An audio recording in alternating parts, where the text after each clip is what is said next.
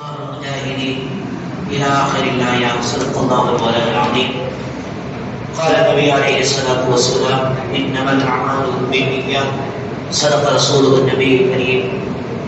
ونحن على ذلك من الشاهدين والشاكرين والحمد لله رب العالمين. بالبرية الله من النبيان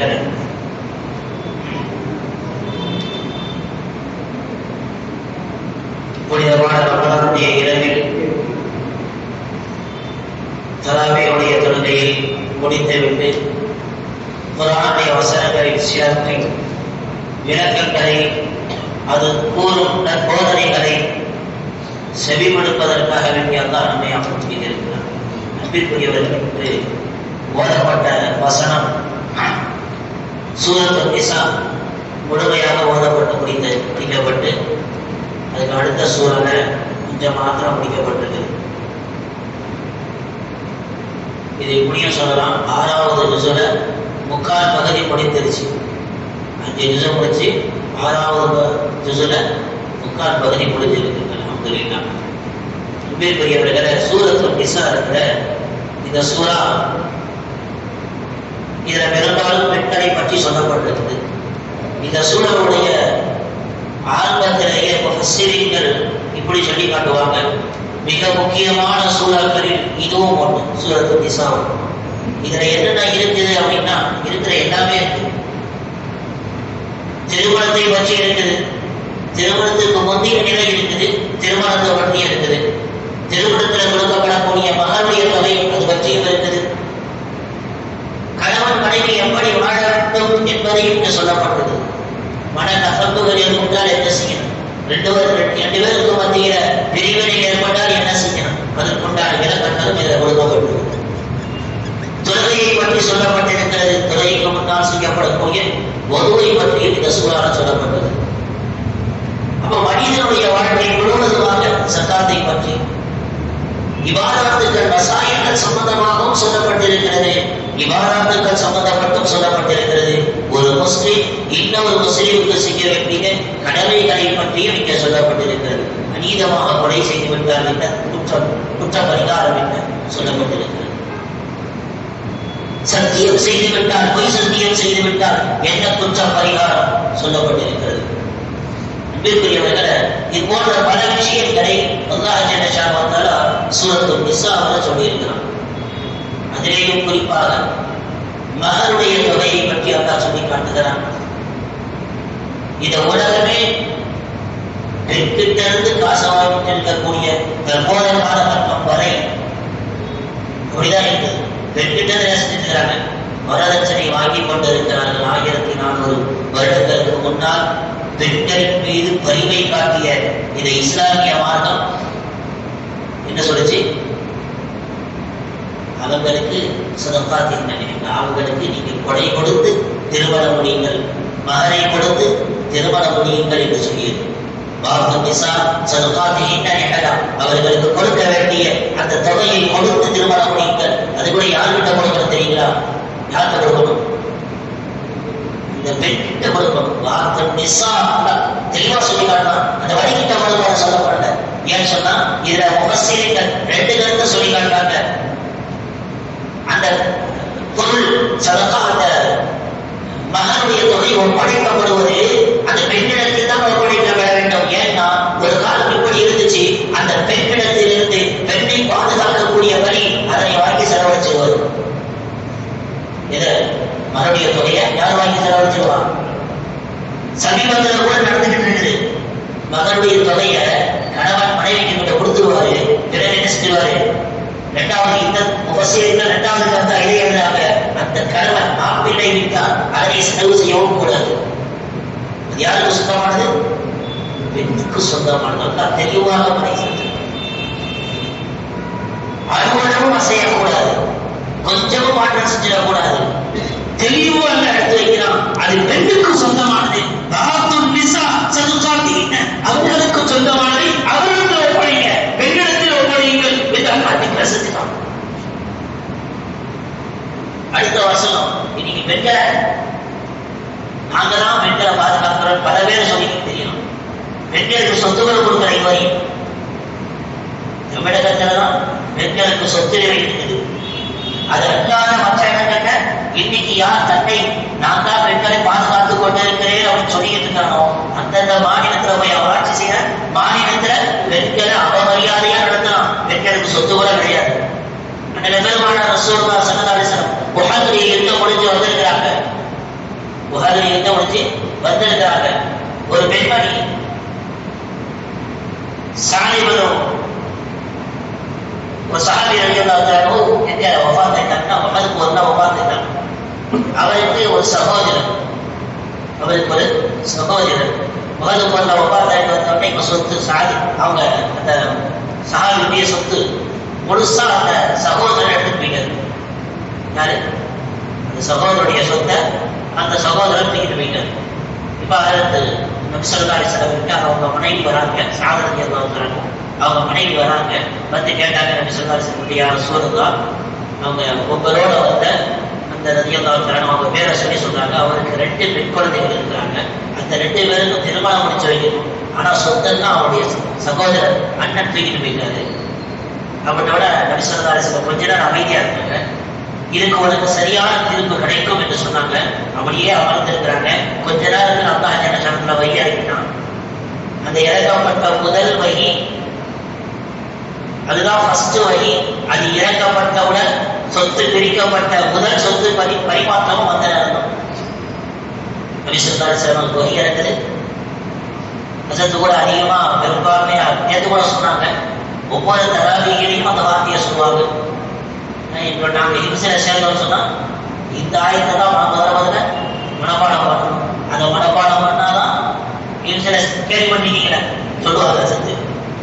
அதே மாதிரி அந்த ஆயத்தை தான் என்ன செஞ்சு இறங்குது. ஃபர்ஸ்ட் அந்த ஆயத்தை இறங்குது. இறங்கின உடனே அந்த சகோதரரை கூப்பிட்டாங்க. 2 பெருமான ரசூலுல்லாஹி ஸல்லல்லாஹு அலைஹி வஸல்லம் கூப்பிட்டாங்க. இந்த 2 பேர்களுக்கும் சுலுத்தை 3 பகுதியை கொடுங்க. அந்த பெண்மணிக்கு 8 ஒரு பகுதியை கொடுங்க. நபி ஸல்லல்லாஹு அலைஹி வஸல்லம் செய்றாங்க. சொத்துடைய பரிமாற்றம் முதலாக கொடுக்கப்பட்டது யாருக்கு? இஸ்லாமிய வரலாற்றில் பெண் சமூகத்திற்கு தான் முதல் சொத்து. அதுக்கு முன்னாடி வரை யாருக்குமே டிக்ளேர் ஆகல. ஃபர்ஸ்ட் சொத்து பிரித்தது யாருக்கு? பெண் சமுதாய மக்களுக்காக வேண்டித்தான். அன்றைய பெருமானார் ரசூலுல்லாஹி ஸல்லல்லாஹு அலைஹி வஸல்லம் அவர்கள் எல்லா விதத்திலேயும் அடிமைகளாக பெண்கள் இருந்த காலகட்டத்தில் அந்த அடிமைகளின் உரிமை விட்டவர்கள் நபி ஸல்லல்லாஹு அலைஹி வஸல்லம் அவர்கள் பிறப்பதற்கு முன்னதாக பிறந்து செஞ்சதுக்கு பிறகு இல்லை, நுபுவத்து கிடைச்சதற்கு பிறகு செஞ்சதை ஒழுங்க அது இல்லை.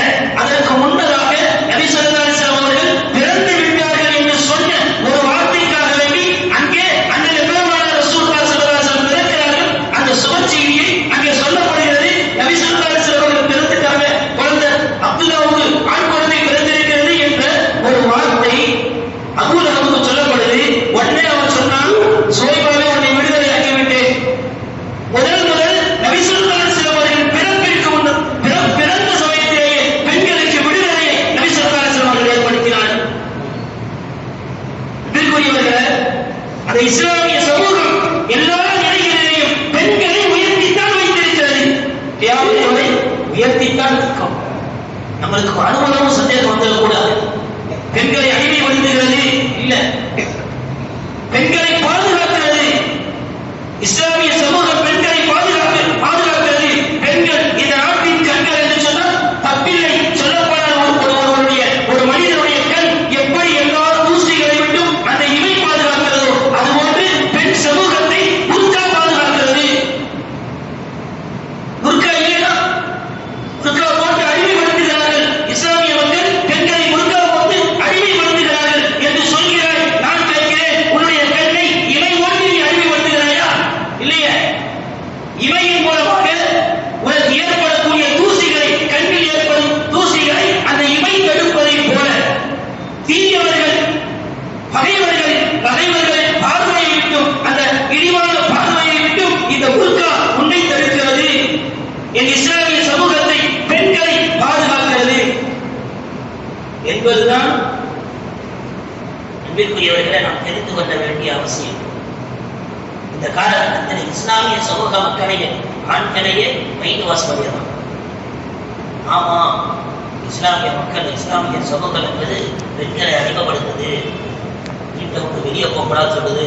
போனா இப்படித்தான் போகணும்னு சொல்லுது. ஏன் இப்படி ஆயிடுச்சு? இன்னைக்கு மனிதனும் அப்படி சிந்திக்கக்கூடிய சூழ்நிலை என்ன அப்படின்னா, ஃபர்ஸ்ட் விஷயம் எங்க கை வச்சேன் தெரியுமா? இது என்னுடைய காட்டுல வர்றதுக்கு, நான் இதை சரிதான் நினைக்கிறதுக்கு முதல் காரணம் எது தெரியுமா?